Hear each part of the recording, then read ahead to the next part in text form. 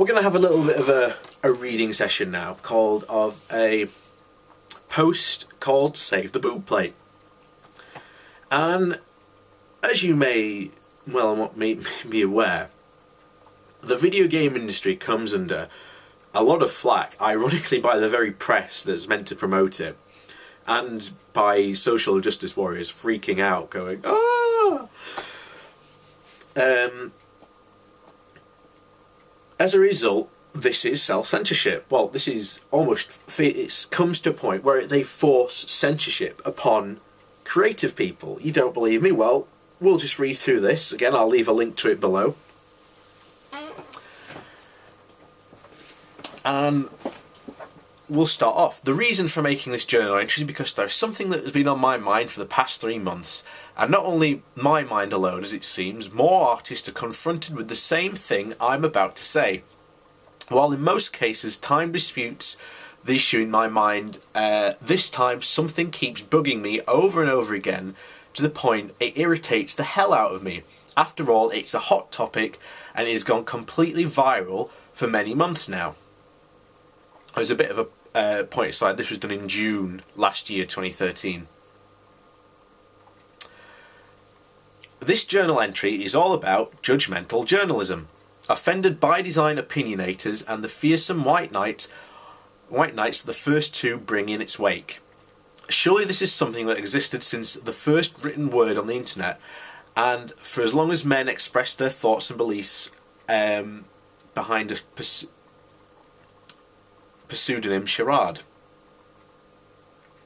Recent events and a large exposure to an unhealthy criticism had gotten me thinking and checking with my own fellow artists.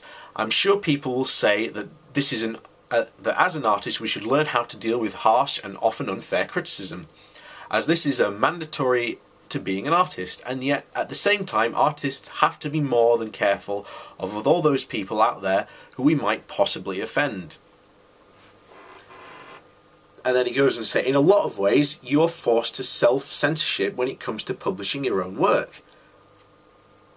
That is so wrong, but it does affect people. I mean, at the moment in the creative industry, there's this, particularly towards the video game industry, there's this, oh God, we can't be sexist. But the thing is, ironically, TV went through this. Again, sort of, the internet was just coming into its own in sort of the early 2000s, sort of late 90s. And they handled this very well. They basically just addressed it by saying, well, if you think it's sexist, don't watch it. That's what the TV and film industry did. In fact, that's still what their take on it. And it works. And guess what? Critics have just gone, well, if that's the case, well, I'm not going to do it. But then again, they look like idiots and they haven't reviewed a new movie because everyone else has and they haven't. And everyone's like, why aren't you reviewing it? Oh, it's sexist. But then how come all these other people have reviewed it and not said anything about it? Anyway, we'll continue with it. Our Kickstarter campaign for Divinity Original Sin has gotten quite some criticism on its original poster art. Apparently it was deemed to be sexist and women unfriendly by the way the female protagonist was portrayed, with a bare belly. A bare belly was for some enough to trigger to send our company enough hate and threatening mails to persuade my boss to ask me to change the cover. I did, but I did so reluctantly, disagreeing wholeheartedly with the claim of the artwork being sexist. The better half of me decided to be offended by design, people somewhere in the middle.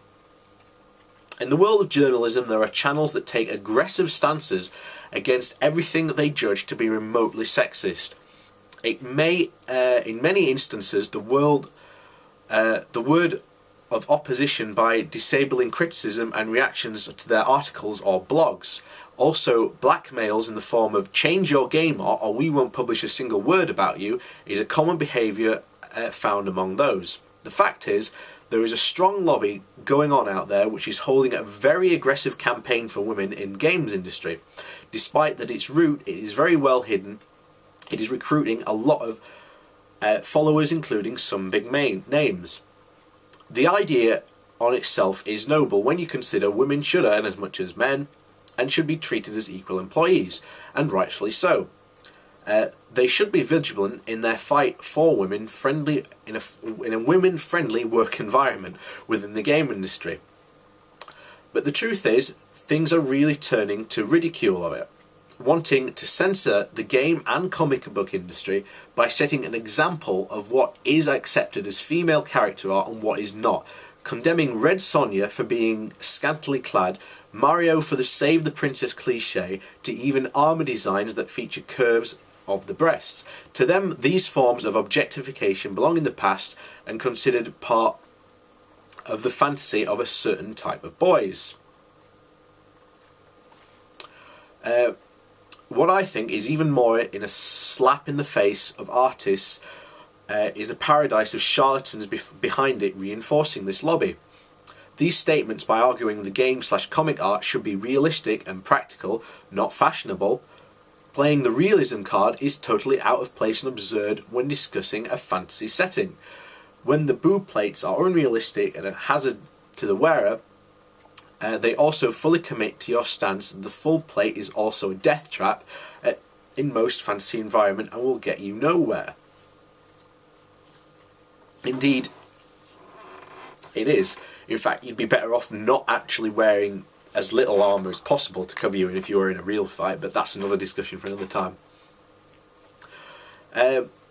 Similarly, invalid argument is comparing the same outfit of a female character to a male character. If you want to compare a scantily clad Red Sonja to a scantily clad Conan the Barbarian, do not compare it with Conan in a chainmail bikini, obviously stated like that. The latter will look ridiculous and you'll look like you made a point, but you haven't. Instead you just compared apples to pears. So here it is. I'm going to say it. Do not yield to this motion. Do not self-censor your work, your creativity. By all means, the opposition feels change is needed. Let it not be by oppressing others, by just offering an alternative to those who wish an alternative. But honestly, let me ask the question to the opposition again. Why is it, for instance, the attire of Nakiro, who is the Heaven's Blade male character, a problem, and why is the attire of Kratos just fine? And then he has two adverts. He has the Diet Coke Gardener advert and the Contrex commercial, which I'll leave the link to the article below so you can view them if you want.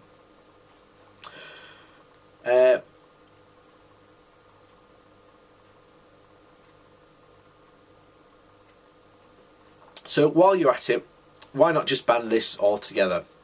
I object to men being objectified like that tisk tisk tisk.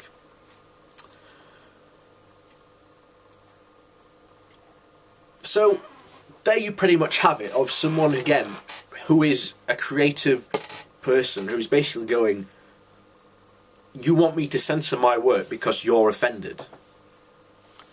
Let me put it this way, throughout films, book, art history, whatever, artists and, creative people have come under fire by people like this who have gone, this work offends me.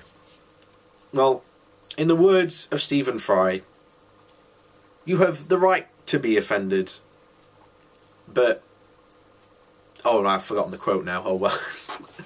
I think it was something like, you have the right to be offended, but you don't have the right to lord your, offence over me, or something like that. I can't remember it, which is really annoying. I'm sure someone will put it in the comments below what it was, but yeah.